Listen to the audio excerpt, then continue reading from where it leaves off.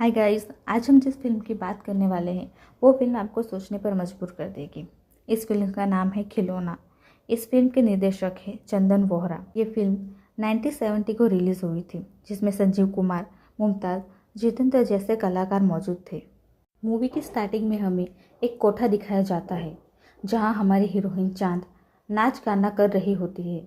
चांद की माँ का नाम हीराबाई है। वहाँ ठाकुर साहब आते हैं जो शहर के ईमानदार और नामचीन आदमी होते हैं।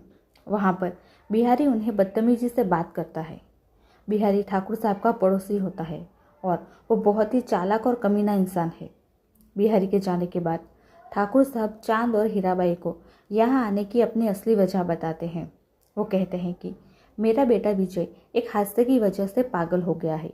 मैंने उसका बहुत इलाज करवाया पर कोई फ़र्क नहीं पड़ा। डॉक्टर का कहना है कि अगर आप उसकी शादी करवा दें तो शायद वो ठीक हो सकता है। इसलिए मैं चाहता हूँ कि विजय की चांद से झूठ मूठ की शादी करवा दी जाए ताकि विजय जल्दी से जल्दी ठीक हो जाए। इसके लिए मैं आपको दर महीने 1000 रुपया दूंगा। यहाँ पर हम आपको बता दें कि विजय बहुत ही मशहूर शायर है। चांद भी उनकी शायरी और गज़ल की दीवानी होती है। चांद ये सब कुछ करने के लिए मान जाती है, लेकिन उसकी माँ हीराबाई नहीं मानती।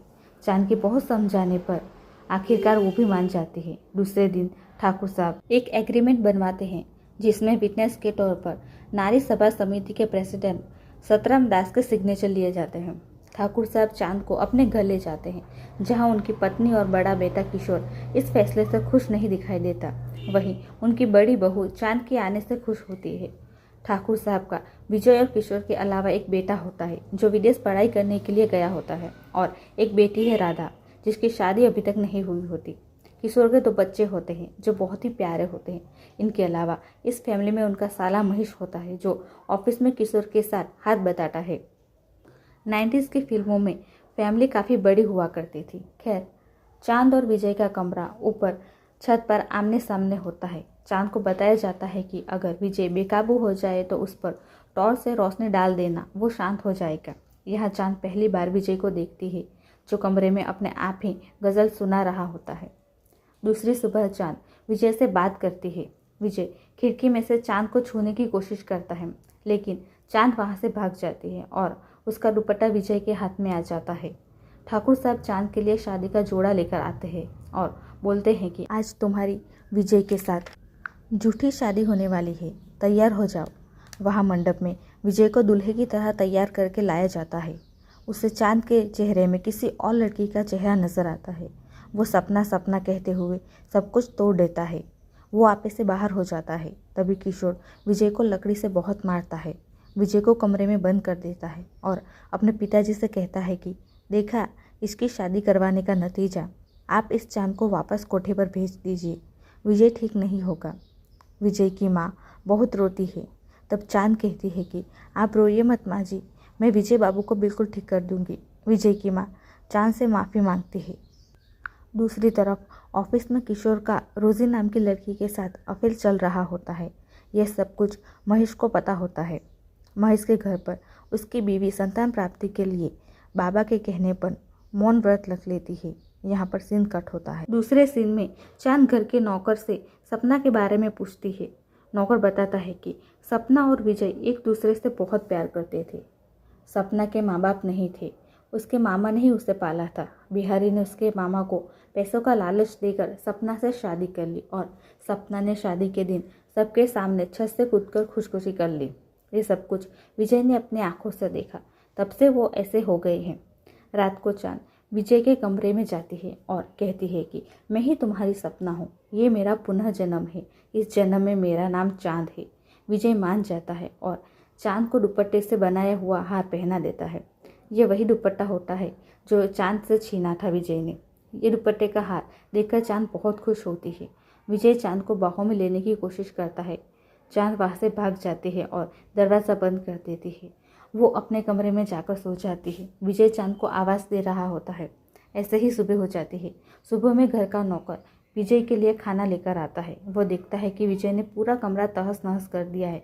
विजय गुस्से में आकर नौकर को फूलदान फेंक कर मारता है, लेकिन वो चांद को लग जाता है। उसे चोट लग जाती है। नौकर विजय पर गुस्सा करता है। तभी चांद बीच में आकर नाटक करते हुए कहती है कि हम मियाँ बीवी के बीच में बोलने वाले, आप होते कौन हो। नौकर सब समझ जाता है और वहाँ से चला जाता है। फिर चांद विजय से शिकायत करती है कि तुम्हारा कमरा कैसे बिखरा पड़ा है, तुम कैसे दिख रहे हो। विजय चांद की हर बात मानता है। विजय की भाभी खिड़की से ये सब कुछ देख रही होती है। वो मन ही मन बहुत खुश होती है। फिर किशोर के बच्चे चांद से पतंग जो छत पर लटकी है उसे उतारने के लिए रिक्वेस्ट करते हैं। चांद सीढ़ियों के सहारे ऊपर चढ़ती है तो वो देखती है कि राधा बिहारी से बात कर रही होती है। बिहारी उसे मुंबई जाकर फिल्म में हीरोइन बनाने का लालच देता है।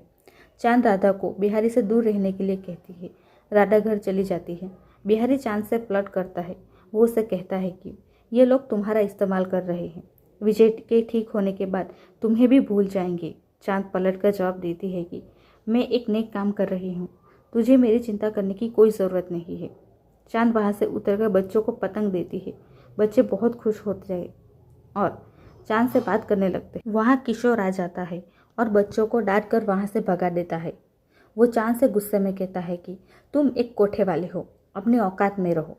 ये कहकर वो चांद को थप्पड़ मारकर वहाँ से चला जाता है। चांद बहुत रोती है, उसे अपमानित महसूस होता है।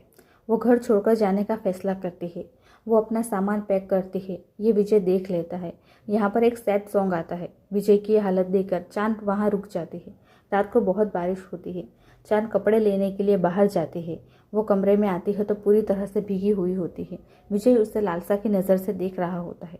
विजय के इरादे से अनजान चांद अपने कमरे में कपड़े बदलती है। उसके पीछे विजय भी जाता है। विजय उसके साथ ज़बरदस्ती करता है। चांद बहुत कोशिश करती है अपने आप को बचाने की, लेकिन वो नाकामयाब रहती है। विजय चांद का रेप कर देता है। सुबह में विजय को होश आता है तो चांद उसे गुस्से में रोते हुए कहती है कि तुम जानवर हो, तुम शैतान हो, तुम जाओ यहाँ से। विजय ये सुनकर अपना सर दीवार पर पटकने लगता है। ज़्यादा खून निकलने की वजह से वो बेहोश हो जाता है। होश आने पर उसे बांध दिया जाता है और एक कमरे में रखा होता है। किशोर विजय को पागल खाने भेज देने के लिए कहता है। पागल खाने से कुछ लोग उसे पकड़कर ले जाने के लिए भी आते हैं। विजय उनके साथ हाथापाई करता है। किशोर उसे छड़ी से बहुत मारता है। चांद विजय को पागल खाने ले जाने से रोकती है। चांद यहाँ पर किसी को नहीं बताती कि विजय ने उसके साथ क्या किया और ये सीन यही कट होता है। दूसरे दिन चांद विजय का फिर से ख्याल रखने लगती है। विजय चांद की तरफ नहीं देखता। चांद के पूछने पर वो बताता है कि मैं जानवर हूँ, मैं तुम्हारी तरफ नहीं देख सकता। मैं अपनी आंखों पर पट्टी बांध दूंगा और तुम्हें मन की आंखों से दिखूंगा। चांद विजय को गले लगा लेती है। रात को राधा बिहारी को अपने फोटोग्राफ्स, लेटर और कुछ पैसे देती है ताकि वो उसे मुंबई हीरोइन बनने के लिए ले जाए।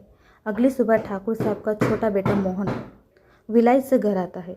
उसका स्वभाव काफ़ी मौजिला होता है। वो विजय से ऊपर मिलने के लिए जाता है। वहाँ वो चांद को देखकर पहली ही नज़र में उससे प्यार हो जाता है। वो चांद को काफ़ी तारीफ करता है। बीच बीच में महेश और उसकी बीवी के कुछ कॉमेडी सीन्स भी आते रहते हैं। लेकिन यहाँ पर शिफ्ट होता है जहाँ चांद अपनी माँ से मिलने कोठे पर आते हैं, जहाँ हीराबाई सतराम दास से कह रही होती है कि सालों पहले जिस ट्रेन में आप और आपकी फैमिली सफ़र कर रही थी उसी ट्रेन में मैं भी थी।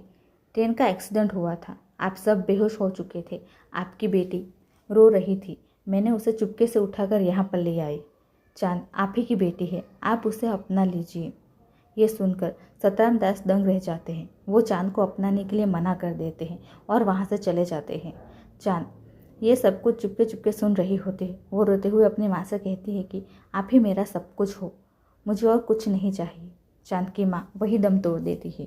दूसरे सीन में किशोर अपने पिताजी से कुछ पैसे मांगता है, लेकिन उसके पिताजी पैसे देने के लिए मना कर देते हैं, जिस पर किशोर मोहन से कहता है कि देखा, पिताजी के पास उस कोठे वाले को देने के लिए पैसे हैं, मुझे देने के लिए पैसे नहीं हैं। जिस पर मोहन पलट कर जवाब देता है कि वो पैसे विजय भैया पर खर्च हो रहे हैं, वो फिजूल खर्ची नहीं है। ये सब चांद सुन लेते हैं। वो सारे पैसे आकर किशोर को लौटा देती है और ये भी बता देती है कि अब उसकी माँ इस दुनिया में नहीं रही। वो रोते हुए वहाँ से चली जाती है। चांद को रोता देखकर मोहन को बिल्कुल अच्छा नहीं लगता। दिवाली के दिन बिहारी मोहन को अपने साथ लेकर शराब पिलाता है। घर वापस आकर चांद के समझाने पर मोहन शराब कभी नहीं पिएगा, ये वादा करता है। रात को मोहन ऑफिस से जल्दी घर आता है। चांद के पूछने पर वह बीमारी का बहाना बनाता है। मोहन चांद से अपने दिल की बात कहने वाला होता है कि चांद उसे बता देती है कि वो विजय के बच्चे की माँ बनने वाली है।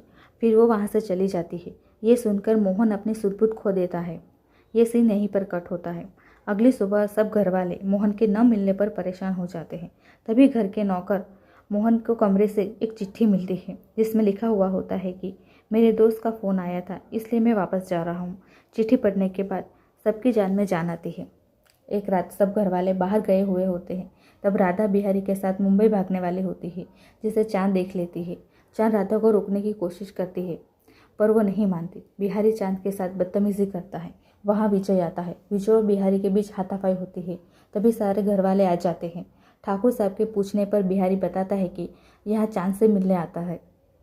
विजय ने उसे देख लिया। चांद अपना बचाव करती है कि बिहारी उससे झूठ बोल रहा है, मैंने उससे मिलने के लिए नहीं बुलाया। विजय की माँ पूछती है कि तो फिर बिहारी यहाँ किससे मिलने के लिए आया था। यहाँ पर चांद नहीं बताती कि वो राधा से मिलने के लिए आया था। विजय की माँ राधा को थप्पड़ मारती है। चांद सारे घर वालों की नज़र में गलत हो जाती है। दूसरे सीन में हमें दिखाया जाता है कि चांद छत पर बिहारी को राधा का लिखा हुआ खत मांगती है। बिहारी उसे खत तो दे देता है पर वो चांद के साथ ज़बरदस्ती करने लगता है। यहाँ पर विजय और बिहारी के बीच एक फाइट होती है। बिहारी अचानक से छत के ऊपर से गिर जाता है और वही मर जाता है। बिहारी को नीचे गिरता हुआ देखकर विजय को शौक लगता है और अचानक से उसकी याददाश्त वापस आ जाती है। घर में सब बहुत खुश होते हैं। विजय चांद को नहीं पहचानता। दूसरी तरफ कोई अनजान शख्स पुलिस स्टेशन में फ़ोन करके बिहारी के मरने की खबर दे देता है। यहाँ से सीन शिफ्ट होता है अदालत में, जहाँ विजय को कटघरे में खड़ा किया जाता है। कोई सबूत ना मिलने की वजह से विजय को बाइज्जत बरी किया जाता है। घर में सब चाहते हैं कि चांद वापस चली जाए। विजय चांद को कुछ पैसे देता है और उसका शुक्रिया अदा करता है क्योंकि उसने उसका इतना ख्याल रखा था। चांद विजय को सब कुछ याद दिलाने की कोशिश करती है पर विजय को कुछ याद नहीं आता। चांद भाभी को बताती है कि वो विजय की बच्चे की माँ बनने वाली है। भाभी जाकर घर में सबको बता देती है। घर वाले कहते हैं कि बच्चा विजय का नहीं बल्कि बिहारी का है। विजय इस बच्चे को अपनाने के लिए तैयार हो जाता है लेकिन उसके घर वाले नहीं मानते और चांद को घर से बाहर निकालते हैं। इतने में वहाँ मोहन और महेश की एंट्री होती है जो सारी सच्चाई सबके सामने लाते हैं। मोहन सबको बताते हैं कि चांद के पेट में जो बच्चा है वो विजय का ही है। चांद ने मुझे पहले ही सब कुछ बता दिया था। और रही बात बिहारी की, तो यहाँ पर वो चांद से नहीं बल्कि राधा से मिलने के लिए आया करता था। राधा भी ये बात कबूल कर लेती है। किशोर के एक्स्ट्रा मैरिटल अफेयर के बारे में भी सबको मोहन बता देता है। एंड लास्ट में मोहन ये भी बता देता है कि चांद किसी और की नहीं बल्कि सतराम दास की बेटी है। सतराम दास भी चांद को अपनी बेटी के रूप में स्वीकार करता है। यहाँ पर मोहन की वजह से सारा कन्फ्यूज़न दूर हो जाता है और फिल्म की हैप्पी एंडिंग होती है। अगर हम इस फिल्म की एंडिंग की बात करें तो हमें फिल्म में दिखाया नहीं गया कि मोहन को ये सारी बातें कैसे पता चली। मूवी का एंड बहुत ही ड्रामेटिक तरीके से हुआ है। तो गाइस, आपको ये मूवी कैसी लगी प्लीज़ हमें कमेंट बॉक्स में ज़रूर बताइएगा।